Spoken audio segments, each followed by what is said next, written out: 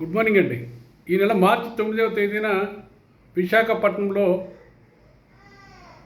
Getter కమ్యూనిటీలో ఏదో site dispute ఉందని చెప్పి రేపటి ఉదయం తెలుగు దినపత్రికలో ఎడిటర్ రాంబాబు గారు నూనెల వెంకటలక్ష్మి అనే బీసీ మహిళ మీద టౌన్ ప్లానర్కి కంప్లైంట్ చేయడం జరిగింది. అది జిరాయితీ ల్యాండ్ కాదు, గవర్నమెంట్ ల్యాండ్, వాళ్ళు అక్రమంగా కట్టుకున్నారని చెప్పి టౌన్ ప్లానర్కి చెప్పడం జరిగింది. టౌన్ ప్లానర్ మేము మాట్లాడాం. అతను ఏమంటారంటే, సార్ రాంబాబు అనే ఒక తెలుగు పత్రిక, లోకల్ పేపరు, అతను వచ్చి మమ్మల్ని బాగా డిస్టర్బ్ చేస్తున్నారు అని చెప్పారు. మేము కూడా టౌన్ ప్లానర్కి ఒకటే చెప్పాం, అది నిజంగా జిరాయితీ ల్యాండా కాదా, జిరాయితీ ల్యాండ్ కాకపోతే పగలు కొట్టమని చెప్పాం. టౌన్ ప్లానర్ కూడా జిరాయితీ ల్యాండ్ అంటే వాళ్ళ దగ్గర అన్ని డాక్యుమెంట్ ఉన్నాయని చెప్పారు.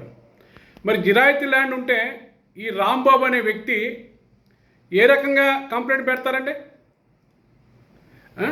ఇష్ట ప్రకారం మీరు కంప్లైంట్ పెడితే వాళ్ళు వెనక ముందు చూడకుండా కొట్టేస్తే 30 లక్షలు 40 లక్షలు నిరుపేద కుటుంబం వాళ్ళు వెంకటలక్ష్మి, నూనెల వెంకటలక్ష్మి అనే బీసీ మహిళ కంప్లైంట్ పెడితే వాళ్ళ అమ్మకి హార్ట్ అటాక్ వచ్చి హాస్పిటల్ పాలైంది.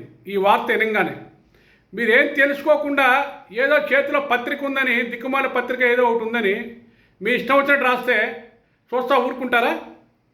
మళ్ళీ మీ ఇంటికి వచ్చి అడిగారు వాళ్ళు ఫ్యామిలీతో, ఇది కరెక్టేనండి అని. మీరేం చేశారు? దువ్వాడ పోలీస్ స్టేషన్లో ఆ అమ్మాయి మీద కంప్లైంట్ పెట్టారు, నూనెల వెంకటలక్ష్మి మీద, వాళ్ళ ఫ్యామిలీ మెంబర్స్ మీద. అంటే మీరు రాసింది నిజమైపోద్దా?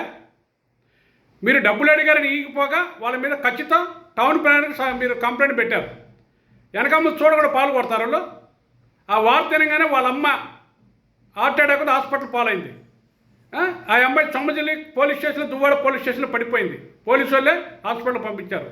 మీరు చేసే పనికి మాని పనుల వల్ల ఎంతమంది ఇబ్బంది పడతారో ఒకసారి ఆలోచించారా రాంబాబు? మీకు మళ్ళా కొంతమంది చొల్లు కార్చుకొని మీకు సపోర్ట్కి వచ్చి కమిషనర్ గారికి రిపోర్ట్ ఇవ్వటం. మానవత్వం ఉందండి మీకేమన్నా? మీకు మానవత్వం ఉందే? మీ సర్క్యులేషన్ పెంచుకోవడానికి ఉన్నాయి లేని రాసి ప్రజలు ఇబ్బంది పెడతారా? మీరు పత్రిక నడిపేది 10 మంది బాగు కోరటానికి, ఉన్నట్టు రాయటానికి. అంతేగాని వ్యాపారాలు చేసుకుంటే సవాలు వస్తున్నాయి, అవి చేసుకొని పోయి వ్యాపారాలు. మళ్ళీ నిన్న గాజువాక సీఏ గారి మీద సిపి గారు కంప్లైంట్ పెట్టారు. ఏంటండి గాజువాక సీఏ గారు చేసిన తప్పేంటండి? ఎంక్వైరీ చేసి మీ మీద కంప్లైంట్ రాయడం తప్ప. మీరు మాత్రం దువ్వాడ పోలీస్ స్టేషన్లో ఆ అమ్మాయి మీద పనికిమాల కంప్లైంట్ పెట్టి ఎఫ్ఐఆర్ రాపించవచ్చు 10 మంది ఆడకపోయి. నేను ఒకటే చెప్తా ఉన్నాను సిటీ కమిషనర్ గారిని, సార్ మీరు ఎంక్వైరీ చేయండి, అది నిజంగా జిరాయితీ ల్యాండ్ అవుతే మేమే దగ్గర కూల్పిస్తాం. లేకపోతే ఇదే రాంబాబు ఎడిటర్ మీద హైకోర్టులో కేసు ఫైల్ చేస్తా ఉన్నాను. ఎటువంటి సందేశం లేదు. అతను కోర్టుకు లాగుతాం, పరువు నష్టం దావా చేస్తాం, జీవితాంతం తిరగాల కోర్టు చుట్టూ. అతను కొద్దిగానే మానవత్వం ఉండాలండి. పేపర్ రాసేటప్పుడు అది కరెక్టా కాదని 1కి 4 సార్లు ఎంక్వైరీ చేసి రాయండి. చిన్న చిట్టకోళ్ళు సూసైడ్ చేసుకుంటే వాళ్ళ కుటుంబానికి దిక్కేవారు. మీరు మాత్రం వచ్చాడంగానే 10 మంది మా ఇంటికి దొమ్మికి వచ్చారని చెప్పి తప్పుడు కేసులు పెట్టి ఎఫ్ఐఆర్ కట్టచ్చు. ఈ అమ్మాయి మాత్రం గాజువాక పోలీస్ స్టేషన్కి వెళ్ళి నీతిగా నిజాయితీగా సీఏ గారు పనిచేస్తే సీఏ గారి మీద కమిషనర్ గారు కంప్లైంట్ చేయటం. ఈరోజు నేను కమిషనర్ గారు కలుస్తూ ఉన్నాను. మీరేం చేస్తారు అడ్డుకోండి. నేను ఒకటే చెప్తా ఉన్నాను, ఎవరైతే రాంబాబుకు సపోర్ట్కి వెళ్ళారో, మీకు భార్య పిల్లలు ఉన్నారు, మీకు కుటుంబం ఉంది, సొసైటీలో గౌరవంగా బతకాలంటే తప్పుడు వార్తలు రాయకండి, ఉన్నట్టు రాయండి. పేపర్ అనేది నిజంగా భగవంతుడితో సమానం ఒక పేపర్ అనేది. ఎందుకంటే దాన్ని నమ్మేవాళ్ళు చాలామంది ఉన్నారు ఇప్పుడు కూడా. ఆ పేరు దినపత్రిక అనే పేరు చెడగొట్టకండి దయచేసి. మీకు డబ్బు కోసం చాలా వ్యాపారాలు చేసుకొని పోయి ఒక్కసారి మీ ఆత్మవంచన చేసుకొని, మీరు రాంబాబుతో వెళ్ళిన ప్రతి ఒక్కరు కూడా మీ ఆత్మవంచన చేసుకోండి. అతను రాసింది నిజంగా కరెక్టేనా? నేను సపోర్ట్గా నిలబడతాను కరెక్ట్ అవుతే ఆ రాంబాబుకి.